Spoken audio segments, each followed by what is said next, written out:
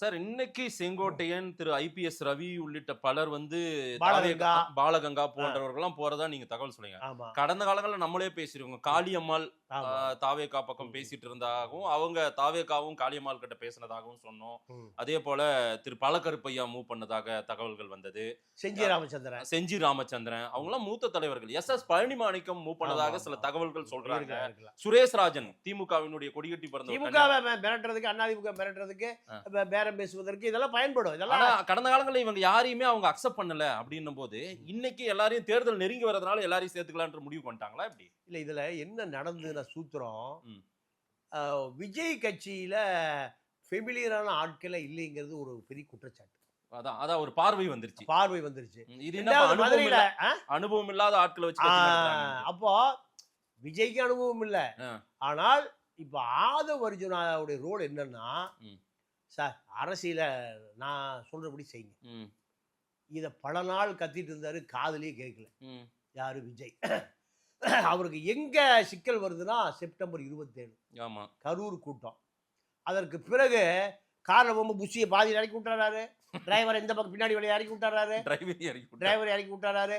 இவர் ஏதோ சைக்கிளை பிடிச்சவங்க தாடி வீட்டுக்கு இப்படிலாம் தப்பிச்சு ஓடுகிற பொழுது புஷி ஆனந்த் வன்னி காட்டலிங்கிறான் ஒருத்தாள், முந்திரி காட்டலிங்கிறான் ஒருத்தன், வீரப்ப காட்டலிங்கிறான் ஒருத்தன். அவன் ஒரு போனை வச்சுட்டு, ஒரு செல்போன் வச்சுக்கிட்டு, ஒரு யூடியூப்பை வச்சுட்டு கலக்காது இப்படி ஓடிட்டு இருந்தது.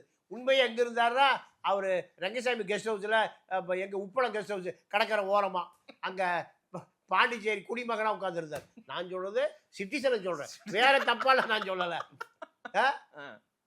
அப்போ இதை மீட்டெடுத்தவர் ஆதவ் அர்ஜுனா தான். யாதவ் அர்ஜுனா தான். திமுக பார்த்தது முடிஞ்சதா ஆட்டங்காளி, ஆட்டங்காளி, படுதாக்காளி, எல்லாம் காளி. இப்போ அசராக்கருக்கு உடனே களத்தில் இறக்குனாங்க. செந்தில்குமார் ஹைகோர்ட் ஜட்ஜு, விசாரணை கமிஷன். ஏங்க அதெல்லாம் வந்து கரூர் மதுரை கோட்டை, இனிமேல் ஆந்திரா கோர்ட்டு வருமையா. இப்படி நடந்த பிறகு உச்ச நீதிமன்றம் போய் இது செஞ்ச ஒரு யாருன்னா ஆதவ் அர்ஜுனா. அதற்கு பிறகுதான் இந்த புஷிகள் பஸ்ஸிகள் எல்லாம் ஒண்ணு கதைக்காகாது, ஆதவ் அர்ஜுனா தேவை. அப்பதான் ஆதவ் அர்ஜுனோட நெருங்கவே ஆரம்பிச்சார் விஜய். சோ ஆதவ் அர்ஜுனாவுடைய ரோல் தான் இப்ப நிறைய நடக்குது. பெரிய ரோலா தான். அவருக்கு திமுகவை வீழ்த்தணும், அவ்வளவுதான். அதுதான். ஆனா இவங்களுக்கு எல்லாம் எடப்பாடியை வீழ்த்தணும். உன்னுடைய கணக்கு உனக்கு, ஏன் பிரச்சனை எனக்கு.